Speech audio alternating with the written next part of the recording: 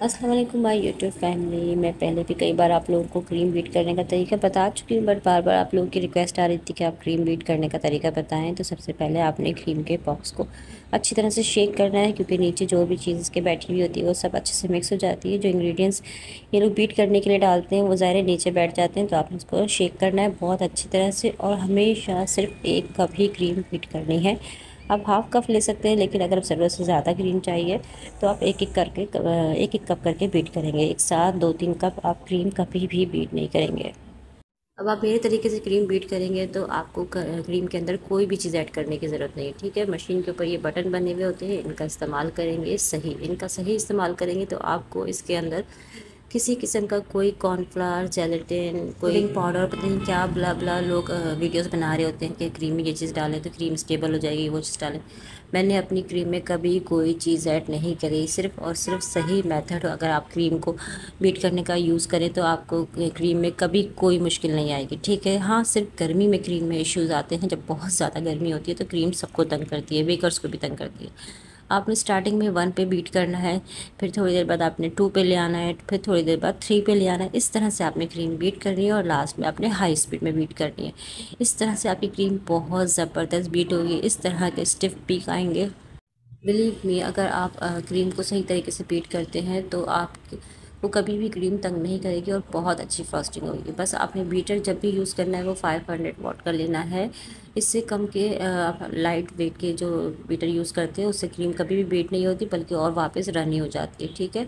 वो बीटर जल्दी गर्म हो जाते हैं, जो हल्के बीटर होते हैं, जो सस्ते वाले बीटर होते हैं, उससे कभी क्रीम बीट नहीं करनी। और फिर सस्ती क्रीम भी आपने यही यूज़ करनी है। जो 200-250 वाली क्रीमें आती हैं वो सिर्फ डिज़र्ट वगैरह बनाने के लिए होती हैं, केक के लिए बिल्कुल भी नहीं होती हैं। वो केक के लिए आप कभी भी इस्तेमाल ना करें, ठीक है। स्पंज बनाने का तरीका मैं आपको अपनी लास्ट वीडियो में शेयर कर चुकी हूँ।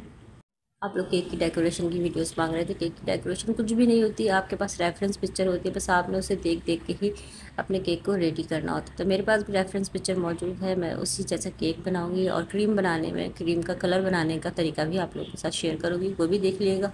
उसकी भी मुझे किसी ने रिक्वेस्ट की थी।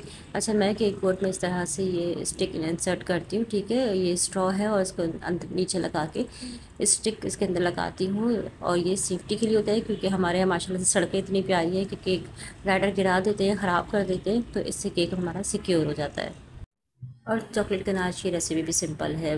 दोनों इक्वल क्वांटिटी में चीज़ें ली, मेल्ट किया और इसको इस तरह से रूम टेम्परेचर पर छोड़ दिया कवर करके, तो हमारा अच्छा सा चॉकलेट सिरप कहें आप, इसे फ्रॉस्टिंग कहें आप, इसे गनाश कहें, जो चाहे आप कहें, हर तरह से ये यूज़ हो जाती है, ठीक है। अब आ जाते हैं कलर मिक्सिंग के लिए। कलर मिक्सिंग का आप लोग पूछ रहे थे कि क्या तरीका है। कोई तरीका है नहीं है, बस जो कलर हमें दिया होता है वो हमें कलर बनाना होता है। और अगर कलर बनाने में आपको कोई मुश्किल आ रही है तो इसके चार्ट आपको गूगल पे मिल जाएंगे। आप सर्च करेंगे तो आपको कलर मिक्सिंग के चार्ट भी मिल जाएंगे, कौन सा कलर किस तरह से बनता है। तो इस कलर को बनाने के लिए हम रेड और ब्राउन कलर का इस्तेमाल करेंगे, ठीक है। यह खाली पिंक कलर नहीं है, पिंक और ब्राउन कलर ले सकते हैं, या फिर आप रेड और ब्राउन ले सकते हैं। बेसिकली पिंक कलर को बनाने के लिए सब रेड कलर का ही इस्तेमाल कर रहे होते हैं, बस वो कम क्वांटिटी में जाता है तो पिंक बन जाता है। अब आपने उस वक्त तक पिंक और रेड कलर को पिंक और ब्राउन कलर को ऐड करते जाना जब तक कि आपको वो कलर ना मिल जाए जो हमें पिक्चर में मिला हुआ है, ठीक है। ये कुछ इस तरह से कॉफ़ी शेड टाइप का कलर होता है, थोड़ा सा ब्राउनिश शेड भी आ रहा होता है और पिंक भी होता है।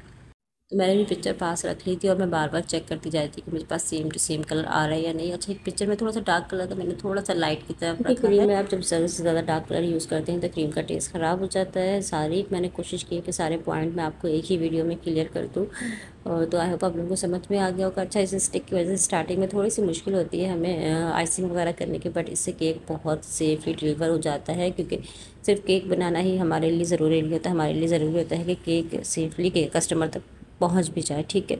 हम बनाते कुछ और बेचारे कस्टमर के पास पहुंचता कुछ और है, तो इसलिए हम सेफ्टी के लिए इसमें इंसर्ट कर देते हैं और बाद में मुश्किल नहीं होती कि इसको कट कर देते हैं। अच्छा, सोकिंग के लिए मैंने मिल्क यूज़ किया है शुगर के साथ, और मैं इसे अलहदा प्लेट में स्पंज को सोक करती हूँ। केक बोर्ड पे आप स्पंज को सोक करते हैं तो फिर केक बोर्ड पे गिरता है और फिर वो केक बोर्ड को ख़राब कर देता है, ठीक है। इसलिए सफाई के लिए मैं इसको अलहदा से सोकिंग करती हूँ।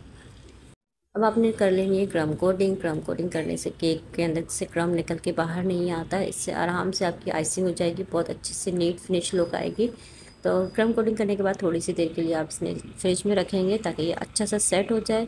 अब आ गया है ये फ्रिज से बाहर। 10 मिनट के लिए इसको मैंने सेट करने के लिए रखा था। अब करेंगे हम उस कलर से आइसिंग जो हमने आपके सामने बनाई है, ठीक है।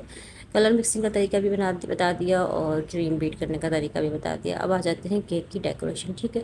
केक की डेकोरेशन से सिर्फ और सिर्फ प्रैक्टिस से आती है, ठीक है। जितनी ज़्यादा आप प्रैक्टिस करेंगे उतना ही आपके हाथ में नीट और फिनिश लुक आएगी, ठीक है।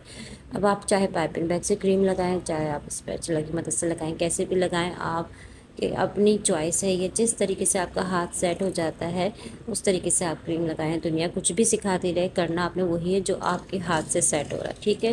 अब कोई आपसे कहता है कि आप नीचे से ऊपर की तरफ आएँ तो आपका हाथ नहीं सेट होता उस पर, तो आपने उसी तरीके से क्रीम को सेट करना है जिस तरीके से आपका हाथ सेट हो रहा है, ठीक है। पहले आपने क्रीम से कवर कर दिया, नीचे से इसको फिनिश कर लिया। नीचे से फिनिशिंग के बाद ही आपने इसको ऊपर की तरफ से इसके एजेस क्लियर करना है, ठीक है। और ये आसान काम नहीं है, मैं आपको पहले ही बता रही हूँ, केक की फिनिशिंग करना आसान काम नहीं है। इसके लिए बहुत ज़्यादा प्रैक्टिस चाहिए होती है। और फॉन्डेंट वर्क के लिए आपको पता है हर तरह के टूल्स कटर मौजूद हैं। ये सब मैंने मोल्ड से निकाले हैं, अल्फ़ाबेट भी, नंबर भी और ये कपल भी, सब इस चीज़ों के लिए मैंने कटर यूज़ किया है। जिस तरह से मुझे पिक्चर में फ्लावर्स दिए हुए थे और मुझे जो क्लाइंट ने नेम वगैरह इस पर लिखने के लिए बताया था वो सब मैंने किया। डेट वगैरह लिखी, स्प्रिंकल डाले और थोड़ा सा मैंने इस पर सिल्वर फ्लेक्स भी लगाए थे, ठीक है। हर चीज़ मार्केट में मिलती है, तो केक की डेकोरेशन कोई ऐसी हार्ड एंड फास्ट चीज़ नहीं होती, बस सिर्फ प्रैक्टिस चाहिए होती है और कुछ कटर और कुछ मोल्ड्स आपको लाजमी चाहिए होते हैं और इस तरह से आपका केक डेकोरेट हो जाता है, ठीक है। आई होप आप लोगों को कुछ कुछ समझ में आ गया होगा। और ये केक के वेट की पिक्चर भी आप लोगों के साथ शेयर है कि कितना ज़्यादा केक का वेट बढ़ जाता है।